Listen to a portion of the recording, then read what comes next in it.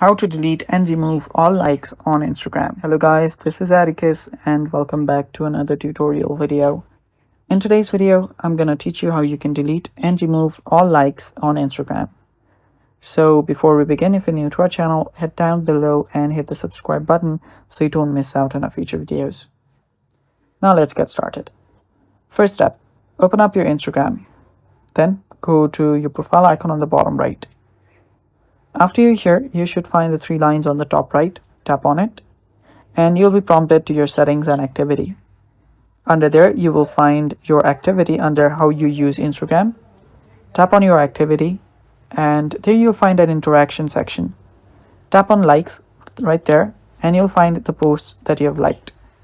You can tap on the select option and you can select all of these right here. So select all of those here. And after selecting everything, you can tap on unlike and confirm it.